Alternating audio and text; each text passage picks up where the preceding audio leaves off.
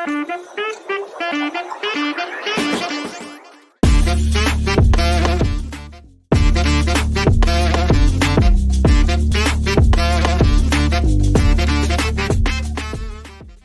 عليكم شباب ولا سلام، واخباركم ايه؟ يا رب تكونوا بخير. يلا بسرعه يا شباب نكمل الجزء اللي كنا وقفنا عنده من المره اللي فاتت. طب مستر محمد، اخر حاجه كنا وقفنا عندها كان يعني ايه dissolving ويعني ايه solubility، او ايه الفرق بين dissolving وايه الفرق بين solubility. طب مستر محمد واحده واحده، يعني ايه الاول ديزولفنج اصلا؟ لو انا حتى عايز اترجمها وافهم يعني ايه كلمه ديزولفنج.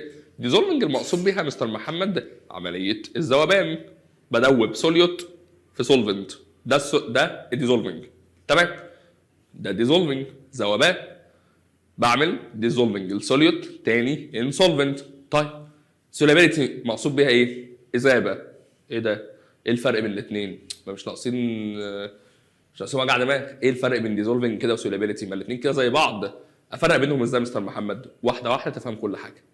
الديزولفنج يا مستر محمد هي عمليه بمنتهى السهوله. لو انا حبيت اشوف الديفينيشن بتاعها او اشوف هي بتتكلم عن ايه، هلاقي ان المقصود بكلمه ديزولفنج process occurs when the solute decomposes or dissociates into negative and positive ion.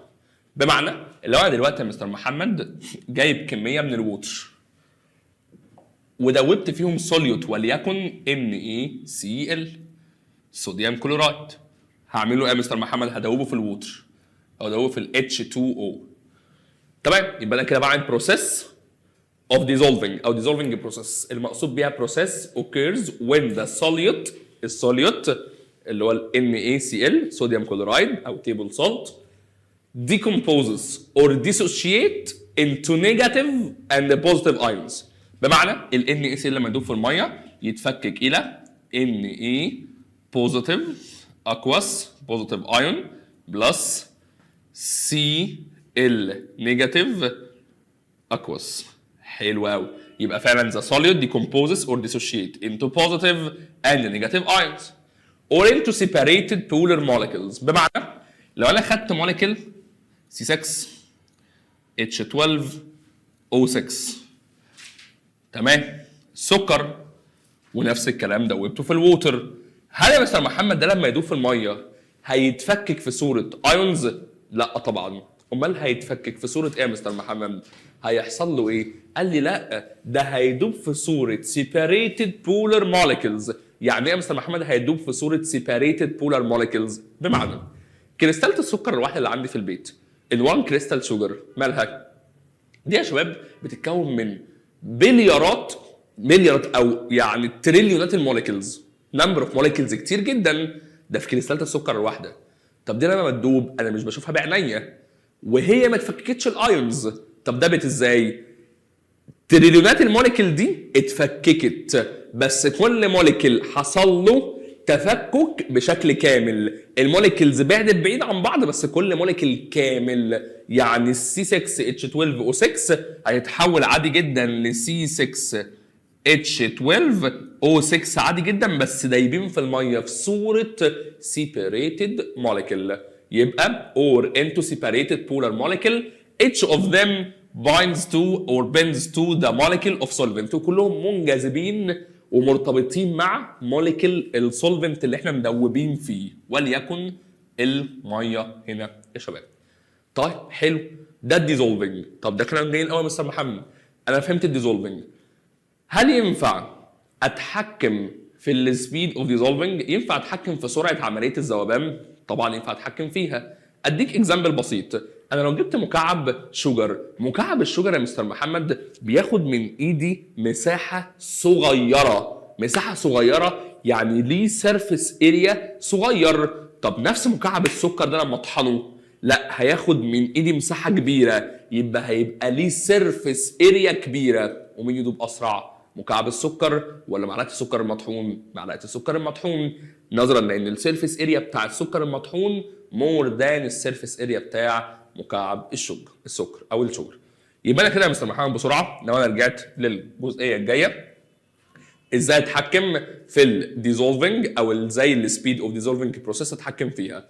عن طريق زي ما قلنا السيرفيس اريا اول حاجه of solute by increasing surface area of solvent the speed of dissolving process increase. لما ازود السيرفيس اريا للسوليوت اللي بدوبه تزيد سرعه الديزولفنج.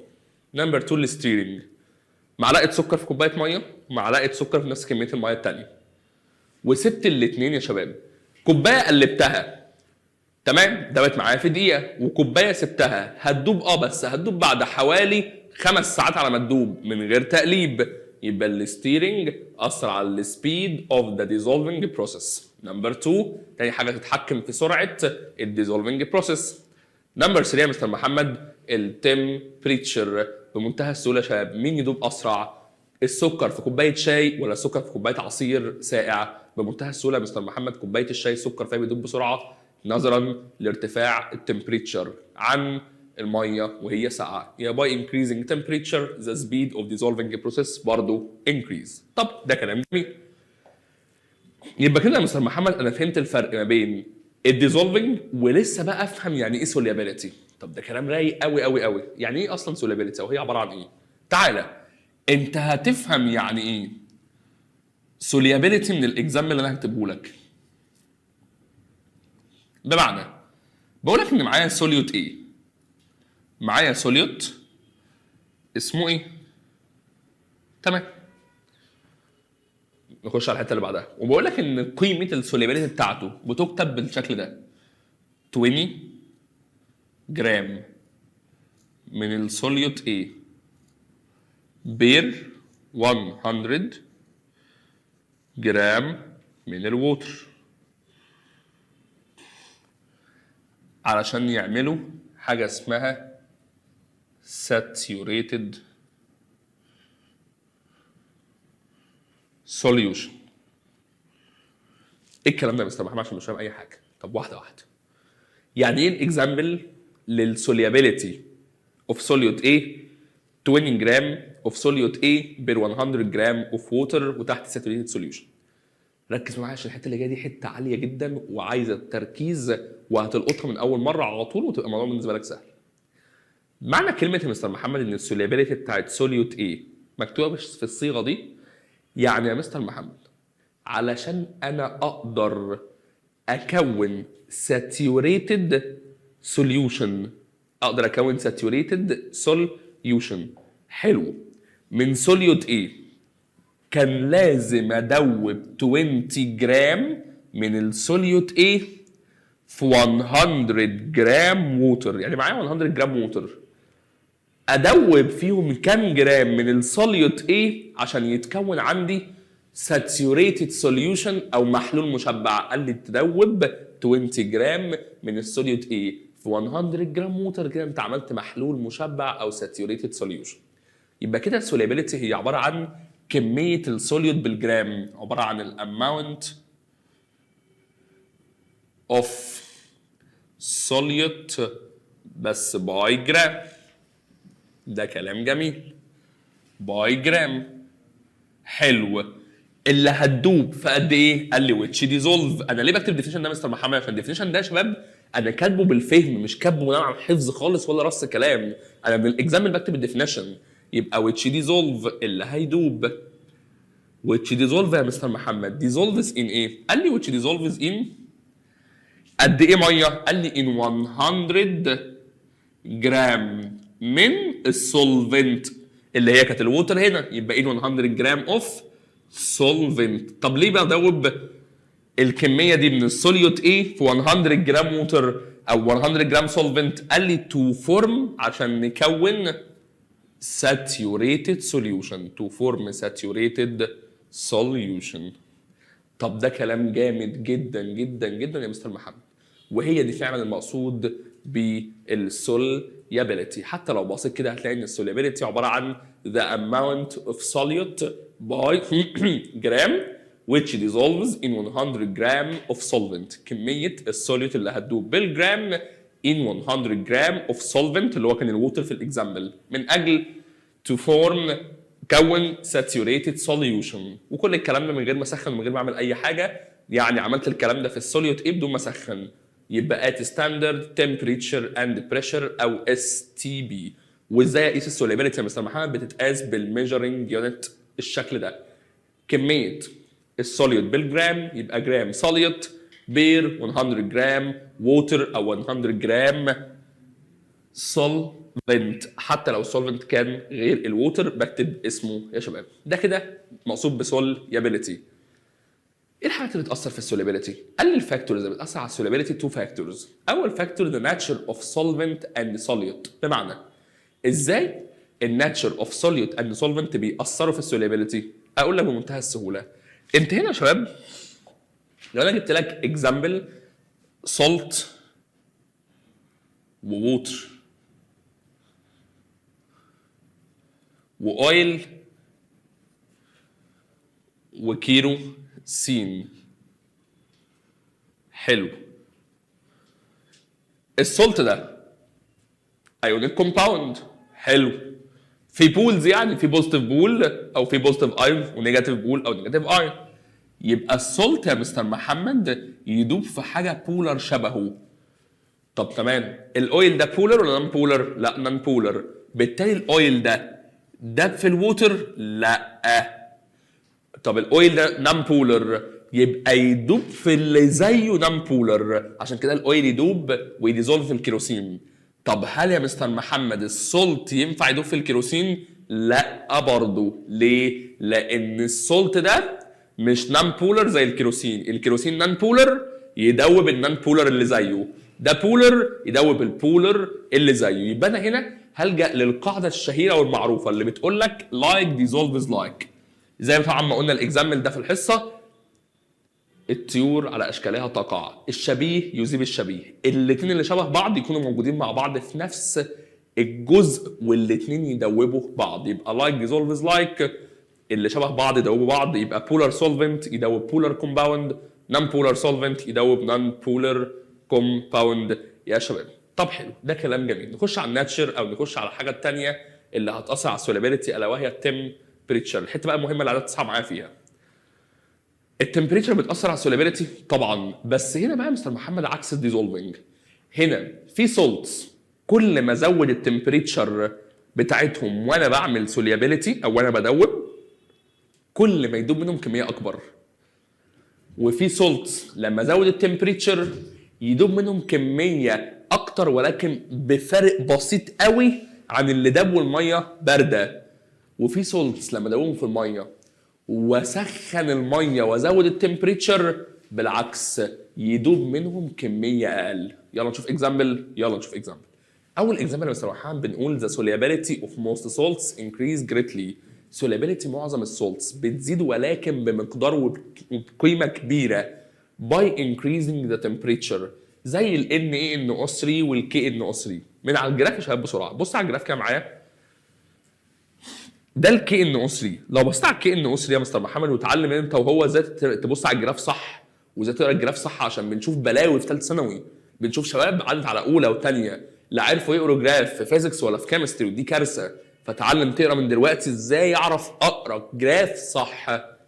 طب تمام، فين جراف الكي ان او 3 اللي لما ازود له تمبريتشر بيزيد السوليبيليتي بتاعته بقيمه كبيره؟ اهو ده جراف الكي ان او 3. حلو. جراف الكي ان او 3 عند تمبريتشر 20، اطلع معايا كده لغايه جراف الكي ان او 3 اهو. عند تمبريتشر 20 يا مستر محمد كان بيدوب منه كام جرام في الميه يا ابراهيم؟ 30 جرام من الكي ان او 3 بيدوبوا في 100 جرام ووتر. تمام؟ طب ما يلا نزود التمبريتشر يا ابراهيم من 20 وتعالى نخليها 40. يلا يا ابراهيم نطلع من ال 40 على نفس جرافيك كي ان او 3. طلعنا لحد ما خبطنا في النقطه دي، صح كده؟ يلا نروح نشوف منه داب منه كام جرام دلوقتي لما خليت التمبريتشر 40. يلا يا هيم، لقيت بيدوب منه كام جرام يا هيما؟ 60. خدت بالك من حاجه؟ انا زودت التمبريتشر من 20 ل 40، لقيت السوليابيليتي برضو زادت بقيمه كبيره. يبقى الكي ان او 3 ده من السولت اللي لما ازود لهم التمبريتشر قيمه السوليابيليتي بتاعتهم تزيد بشكل جريتلي يا ابراهيم، تزيد بشكل كبير. طب ليه يا مستر محمد بتقول بتزيد بشكل كبير؟ هقول لك بقول كده ليه. عشان لما نخش على الكيز الثانيه، الحاله الثانيه الا وهي solubility of most salts increase slightly by increasing temperature like NaCl. ال NaCl يا شباب لما ادوبه في الووتر وازود التمبريتشر هيدوب منه كميه اكبر بس بفرق بسيط جدا. تيجي نشوف من جراف، يلا بينا يا ابراهيم. خدت بالك يا ابراهيم من جراف ال NaCl اللي لونه ايه؟ اللي لونه اخضر بالظبط كده. ودرجه الحراره زيرو يا ابراهيم. ده بقد ايه من ال NaCl؟ ده منه ممكن نقول يعني بالظبط كده اكبر من 30 حاجه بسيطه، نقول 30 ايه؟ 35 جرام دابوا من ال NaCl في 100 جرام ووتر. تمام؟ عظمه. زود بقى ابراهيم معاه التمبريتشر مثلا لغايه 100. بص كده لغايه لما اوصل ابراهيم عند 100. لو طلعت لجراف ال NaCl الاخضر، ايه ده يا جدعان ده؟ ده إيه؟ ده زاد بس زياده ميته خالص. يعني لو بصيت كده عند الحته دي يا مستر محمد ورحت لغايه، هلاقي الزياده ايه يا ابراهيم؟ يعني مثلا بدل ما هي 35 بقت قول 38 مثلا 37. ايه ده يا عم؟ ده مزود التمبريتشر 100 من 0 ل 100، مزودها بقيمه كبيره. قال لي ما هو ال NaCl من السولتس اللي لما تزود لها تمبريتشر السولابيليتي بتاعته تزيد، ولكن تزيد بكميه بسيطه قوي قوي قوي. يبقى دي كده الكيز الثانيه. الكيز الثالثه السولت المجنون يا ابراهيم سيليريوم سلفيت. بص بقى السولت ده يا ابراهيم السولابيليتي بتاعته هيحصل لها ايه؟ هتقل. solubility of most salts decrease greatly، هيقل بقيمه كبيره. سبحان الله لما ازود له ايه؟ التمبريتشر. فين يا ابراهيم جراف السي اي CE2 SO4 باي 3 الازرق اللي نازل كده؟ بص يا ابراهيم والتمبريتشر زيرو ده منه قد ايه الجاحد؟ ده منه قول يا عم 20 او 90 مثلا. بص المفتري لما زودت له التمبريتشر يا ابراهيم من 0 لغايه 10، اطلع معايا بسرعه للجراف بتاعه الازرق. بدل ما كان دايب منه 20 داب منه كام؟ 10. الله، ده زودت التمبريتشر بس ده ايه اللي حصل لقيمه السوليبيليتي بتاعته؟ قلت. حاجه صعبه هيما. وده كده يا شباب الفرق ما بين الديزولفنج والسوليابيليتي. شباب نكمل الجزء اللي جاي ان شاء الله عن الكونسنتريشن اوف سوليوشن وازاي احسب تركيزات